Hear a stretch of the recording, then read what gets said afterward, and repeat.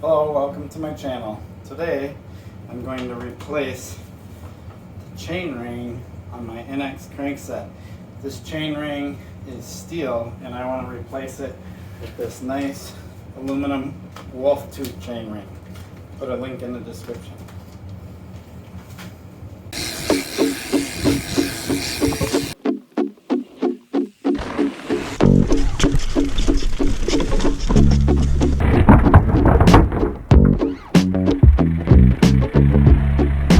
Windy again on this trail. Woo. Might have to overshoot some of these this time. Here we go, Chad. Oh.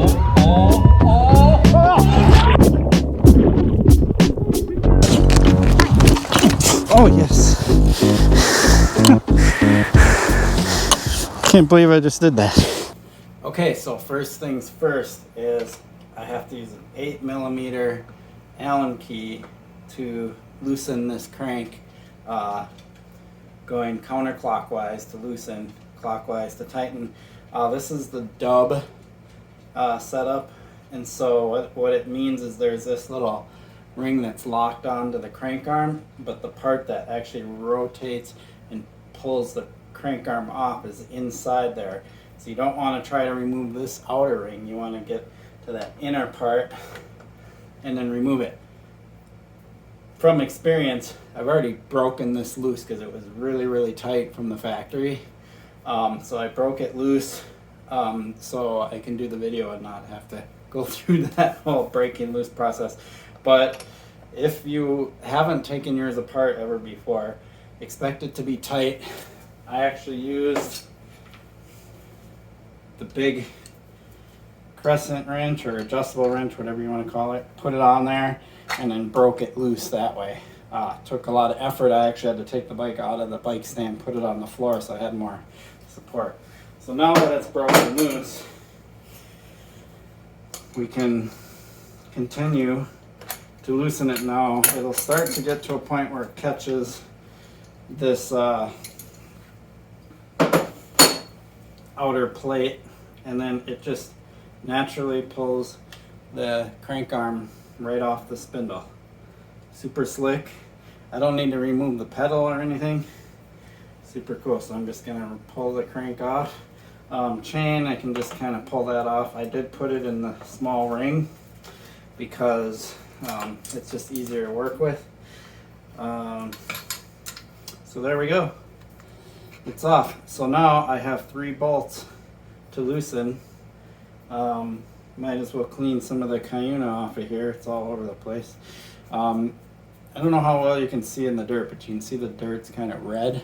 Cayuna, where I ride quite a bit, is in the Iron Range area where they did a lot of mining. So yeah, let's get to taking this off and putting the new one on. Okay, so now we're gonna take this old one off and put the new one on. Let's get the new one out of the package first.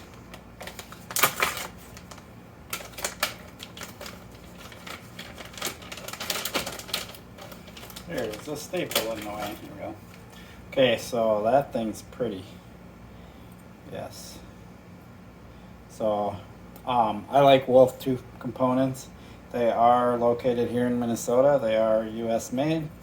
Pretty cool stuff. We're gonna see, actually once I get this one off, I'll weigh the two. If they're, sometimes these things, the scale isn't accurate enough to weigh these, but if they are, we'll weigh them. So I gotta find out what size these are, and they're pretty dirty. Oh, they actually might be Torx. So let me go find my Torx tool and use that. Okay, I found my little Torx wrench. It's the same one I used to put rotors on. One of these days I'll actually buy like a power one because it'd make this so much easier. This is kind of hard to work with, but I gotta break these loose, hopefully without stripping them.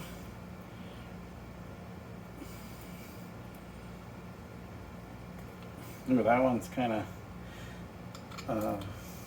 that one's loose.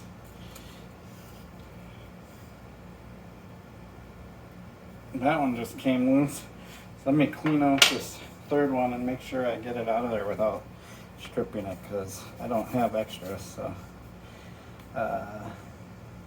make sure I got all the dirt out of there.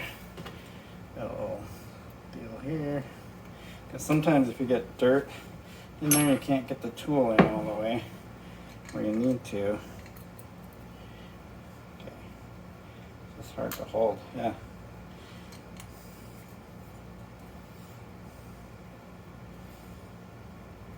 Yep, I have to figure that out. I always run into little problems, especially when stuff's torqued on really tight. Let me figure out how to get that out without stripping it, and then I'll get back to you.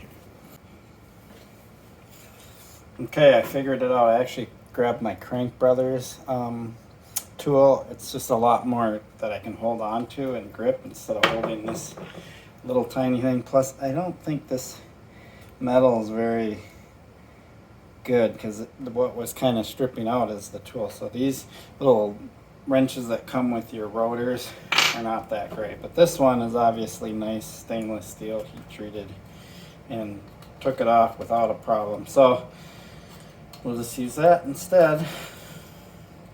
So once I get these 3 bolts off, this sprocket will come right off. Wanted to call it a chainring, but it's not really a chainring. Chainrings are the ones that bolt onto what an inner piece called the spider. And when it's one piece like this, we generally just call them sprockets. And then on the rear, we like to call them cogs, but you know, little technicalities of naming things. So there we go. That one's off. This thing's like huge difference in weight. I don't think this is gonna register on the scale, but let's weigh this. Let's see how much it weighs. So weighing these on the scale, this was 140 grams, and this came out to 70 grams. So half, half the weight. So that's pretty cool. So let's go ahead and mount this one. I believe I'm gonna have an option of how I mount it, and sometimes that's gonna be dependent on where I want the logo. So before I do that, it's a good idea to take this time to get in here and clean out areas that I can't get at without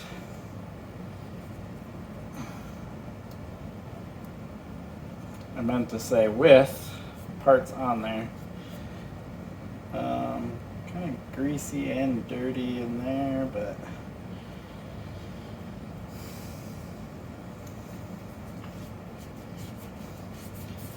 cool.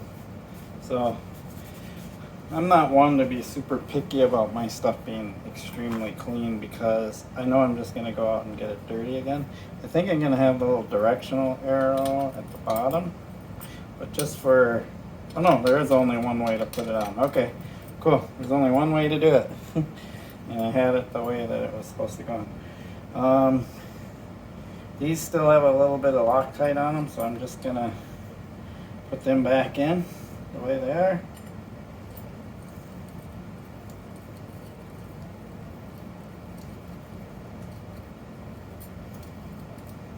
It's kind of funny because I can tell this crank arm is a lot lighter now that I switched out sprockets.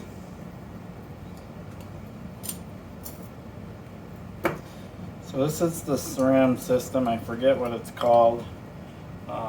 It will say on here probably, or not. Yep, no, I guess it doesn't.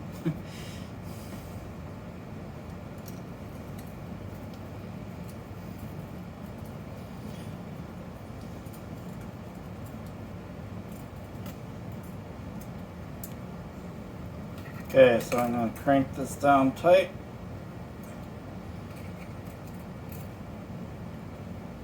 I actually do have a torque wrench, but I'm just going to go with being really tight.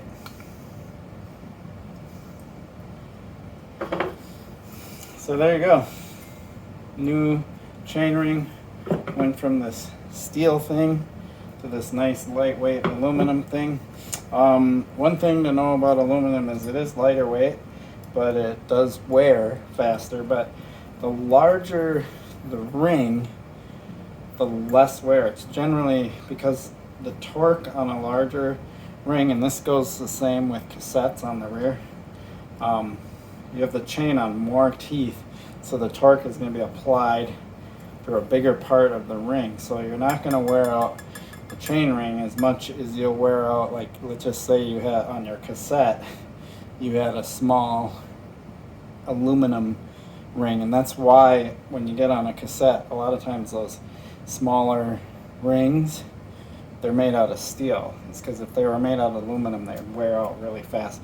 But the big ring, like the big 52, which I just replaced in my last video with the GX, that can be aluminum because, again, the chain's spread out and the torque is spread out on many teeth rather than a small area, thus it'll last longer. Plus, when you're in the biggest ring on the rear, you're not really applying that much because you're spinning, you're not torquing. So, all right, let's go ahead and put this back on the bike because I'm off into my normal babble mode. I want to clean things up a little bit on my bike before I put this on. So I'm taking this opportunity to get into all these little areas that are hard to reach when the chain ring is on there. I'm cleaning them.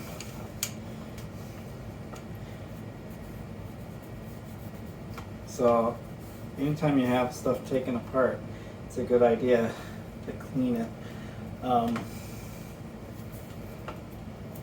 So that's looking pretty good. I want to get behind the cable there because once that chain ring's on there, it's really hard to get into these areas.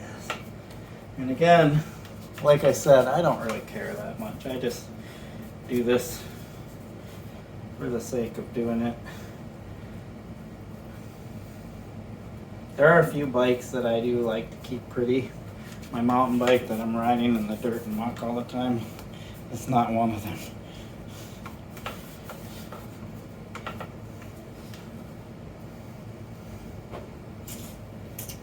So now we're just essentially reversing the process. Just for the sake of this video, I'm going to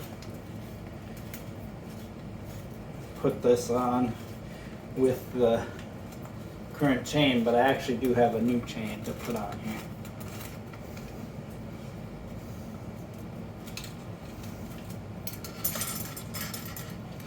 So now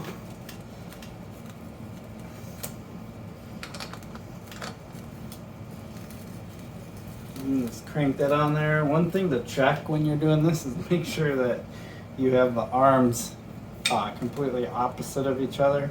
Sometimes it's easy if you're not paying attention to have this, at a different angle than the other arm. I have done that more times than I'd like to admit.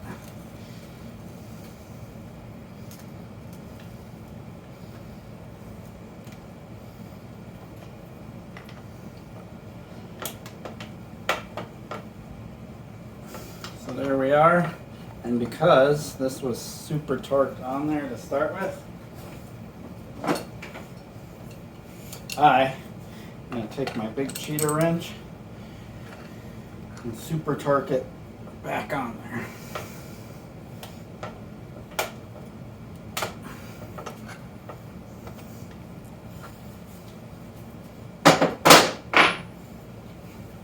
There we go. New chain ring.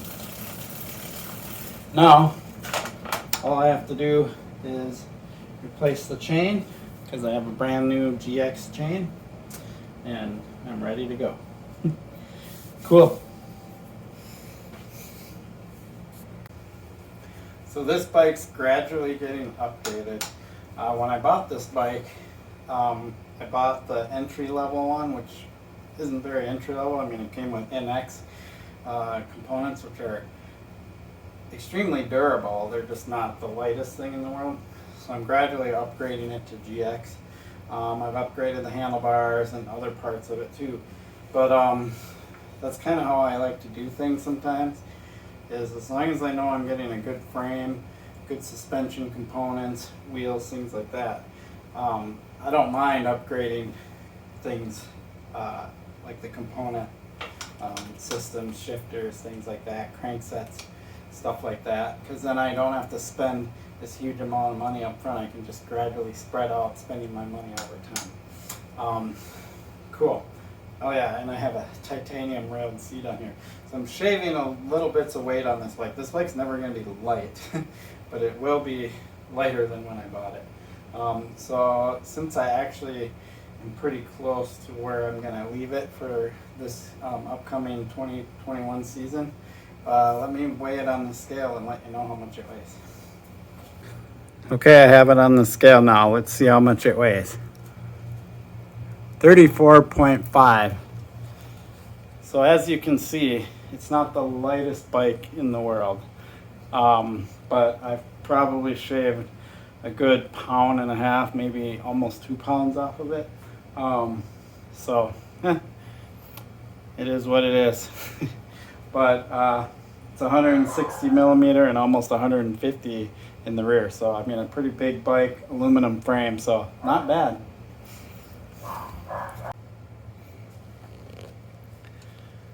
Okay, so I have a bunch of other parts for the Ditto build, and the bike's right here. So in a future video, I will be finishing the Ditto 22-inch BMX bike build. I really appreciate your support for my channel.